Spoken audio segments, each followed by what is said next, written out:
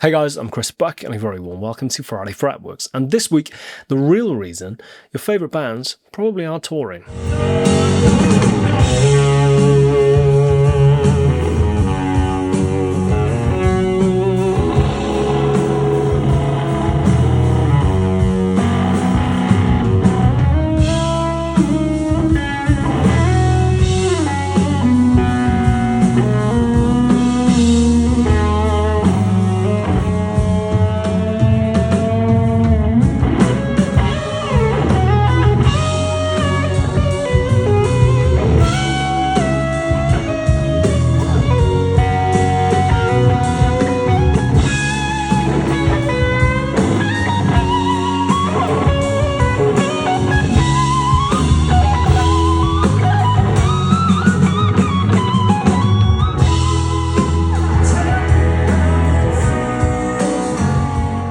Ask any musician about their pedal boards, string gauge, guitar, amp setup, drum setup, whatever. You'll more than likely get an unsolicited TED talk.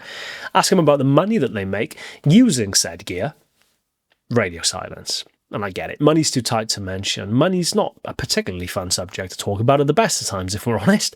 None more so than when it pertains to an industry that's not only typically taciturn about its finances, but is notoriously hard to survive in.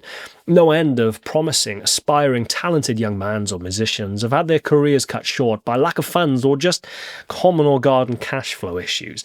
But understandably, most musicians want to project this image that they're thriving, not just merely surviving. It's a subject which kind of gets swept under the rug. Very few address it, and consequently, when every band or every musician will encounter the same problems, same challenges that every band and every musician ever will have faced at some point, there's very little in the way of precedent. Good luck, you'll figure it out on your own. Or you won't, and c'est la vie, better luck next time. But this year, 2025 will have undoubtedly have been the biggest year of my musical life to date. In the space of 12 months, Cardinal will have signed to a huge North American booking agency, WME. We've signed to a US record label, 30 Tigers. We've released our second record, which ended up making a little bit of a dent in the charts, and we'll undertake our three biggest headline tours to date across North America, the UK, and Europe. Ostensibly, we're a band doing pretty well, and I guess we are, all things considered, but of course that's not the entire reality of the situation.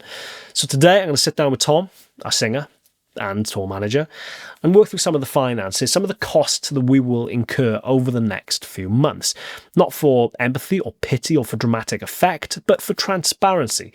I find it really disheartening that so few people ever talk about this stuff, and if they do, it's sensationalised and hyperbolic, which thankfully finances very rarely are. Cardinal is a business, and me, Tom and Adam run it as a business, and consequently we face the same issues and challenges that pretty much any small business on earth will face on a day-to-day basis. We just happen to make music and not, concrete. It's probably plan B, funnily enough.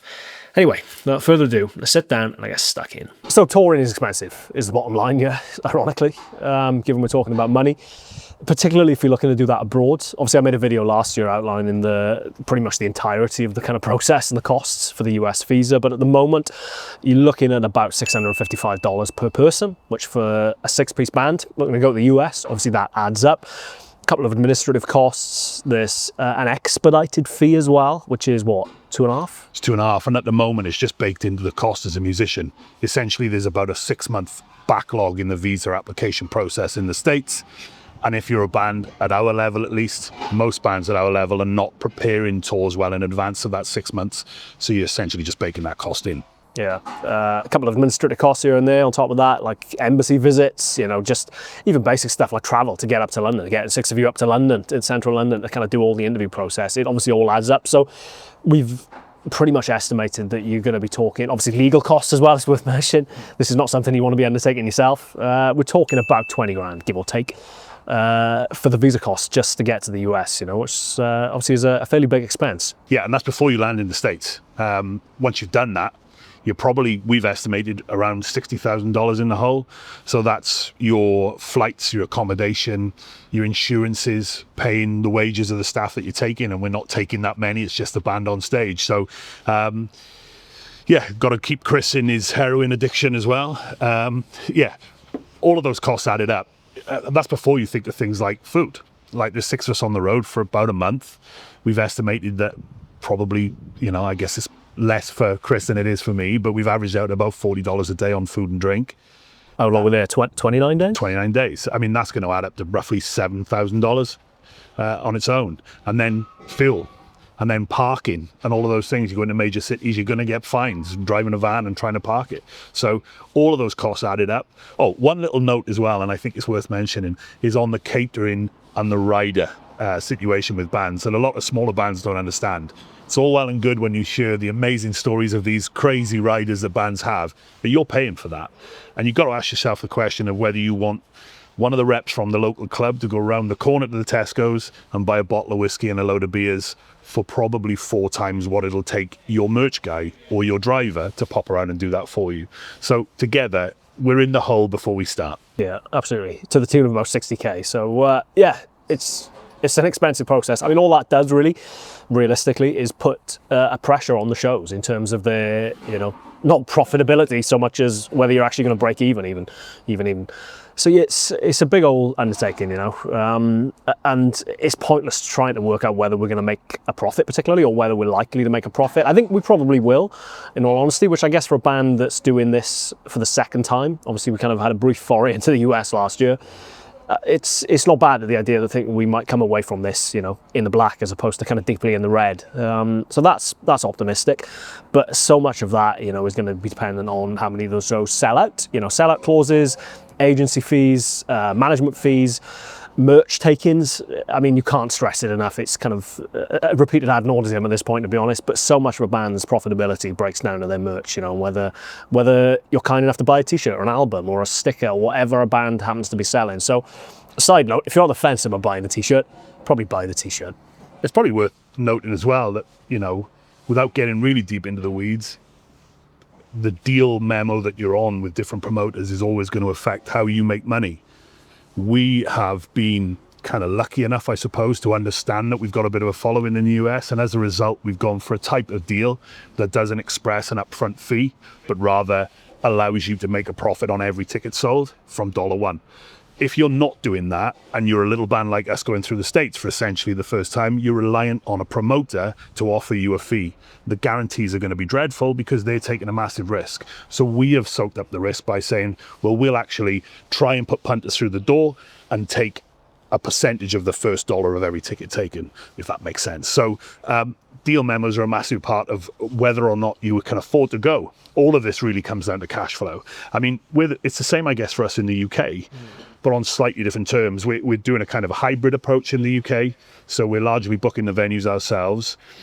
That's going to mean a hell of a lot of upfront cost. I think we worked out that the venue hire alone is about 30 grand over the space of about 14 shows, something like that. Yeah, thereabouts. There's 2 shows on the tour which are being done in the more kind of traditional promoter-led route. Everything outside of that, we're four-walling, for want of a better term, the venues, paying the upfront costs. Like you said, we've estimated that to be across those 12 shows about 30k, and then we put aside like $1,000 for marketing the show. Yeah, per show, and they're not. It's not every show takes $1,000. Some will suck the money out of that funds much more than the others. But realistically, with all of those costs added up, and before we get into staffing, accommodation, travel, all of the other associated costs, we're probably again 45 grand in the hole before you get a punter across the door. So it's really tough. All right, yeah, with hotels, with food, with all of the associated costs that we've just spoken about with the US are probably, 60 again, thereabouts. 60 is the key number. Yeah, it is. Everything adds up to 60 grand, doesn't it? So yeah, again, it's a big old expense, Obviously, we've taken a big kind of considered decision with the UK in terms of the venue choice and the venue size. We're looking to scale up the band. There seems to be a little bit more kind of traction for the band in the US, bizarrely, given we are a UK band. So we're looking to grow the band in the UK, and that was a very much a part of the decision in regard to the venues that we chose. So it is a bigger risk, bizarrely, given it involves considerably less expenditure to at least travel to the venues, because obviously they're all on our doorstep, relatively speaking. But yeah, it's just a big expense. It's just a big risk, It is, and I don't think we're looking for pity or any excuses. I am. Chris is, yeah. I think it's just worth noting that nobody's really going to care about your band as much as you do. So have a think about whether it's worth your while rather to do every little thing that comes in rather than just saying yes or no blankly. So a good example of that, I guess, is, support tours. We've been lucky enough to be out with Miles Kennedy and Struts, Peter Frampton. Peter's probably the best example here of an artist that offered us 3 shows, one being the Royal Albert Hall. We could never say no to that. We're probably never going to do that again.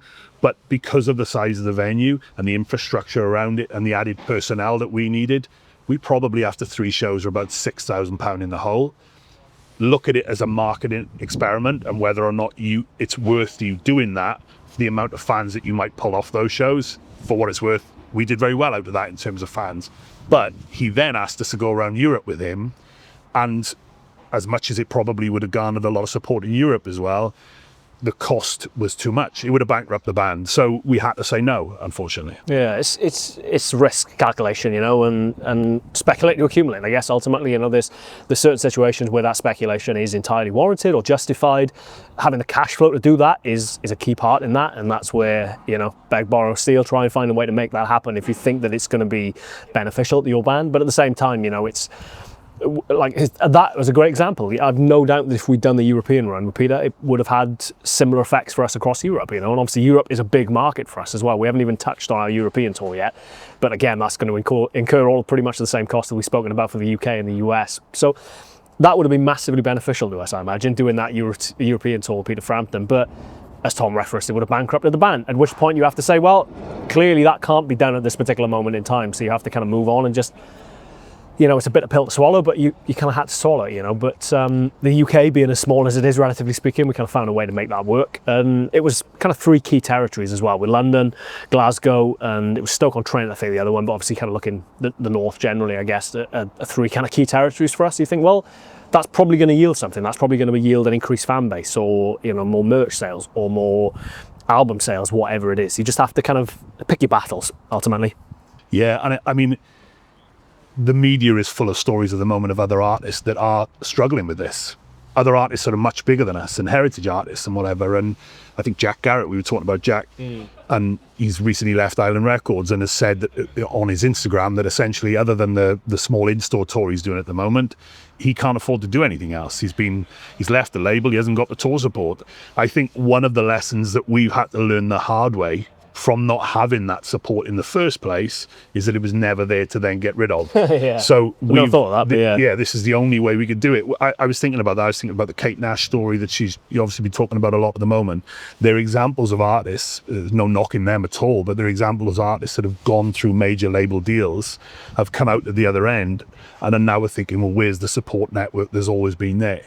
Because we've never had it, we could never lean on it. So in one way, I guess it's good that we're rubbish enough that we've never been offered a record deal, but there we are. Might be selling pictures of feet and OnlyFans like Kate Nash, yeah? Who knows? That's not whether there'd be a market for that with either of us. But it's it's tough, and this isn't a bleeding heart kind of tiny violin story by any stretch, but it's just, as I referenced earlier, there's a lack of transparency about this stuff, which I find particularly disheartening, because then when you come across those situations, you have no idea how to deal with them because not enough people talk about them. So it is digging at the weeds a little bit, but it's the weeds worth getting into, I guess, ultimately. So how many bands have we met recently, smaller bands than us that have been supporting us or whatever, that have asked some basic questions, and you're able to lay out a small path to them to just say, start thinking about 6-month, 12-month increments, start laying things out. The industry is really good at telling you that it's not a science and that it is all about art and whether or not you're good enough or bad enough to do something, and luck and whatever. It turns out the harder you work, the luckier you become. Yeah. I was just reminding me of Man United scoring 98th minute winners, but I guess at some point it becomes not luck so much as just putting yourself in the right place at the right moment and hoping for the best. But it's a business, and you have to treat it as a business. It's not particularly rock and roll, but it is a business. Ultimately, our band is our business, literally and figuratively, and we kind of treat it as such. So, rock and roll Can be done. maybe. We'll see. So there you have it. What's the answer? I don't know. I honestly don't know. I mean, less red tape and bureaucratic bullshit would be immeasurably helpful, if I'm honest, not just in relation to touring the US, but Europe as well for a Brit post-Brexit. They're two huge music markets, and erecting economic boundaries and barriers that just make it prohibitively expensive to tour those places seems very short-sighted in my view, but I guess short of petitioning various governments, there's not much I'm going to be able to do there in the short term. So moving on, the best piece of advice that I can really offer is to learn as much about your industry as is humanly possible. With the exception of marketing and distribution, which is where our label 30 Tigers really excel, Cardinal Black is pretty much exclusively DIY. Tom does logistics, tour management, finances. I do design, content, social media. Adam does merchandise and fulfillment. With very few exceptions, not many bands have quite the size team that you'd probably imagine, or are just doing as well as you probably think that they are. They have the same worries that you do, and even if they project this image of serenity and success, underneath the water they are pedaling like because if they're not, they're just going to sink, same as you. This really isn't an industry for the faint of heart. It's brutal, it's demanding, it's exhausting, it's isolating, it'll take you away from everyone that you love. And if you're anything like me, who's fairly diligent and methodical, it is infinitely infuriating, but it will never, ever have a recruitment problem, because once you've experienced this,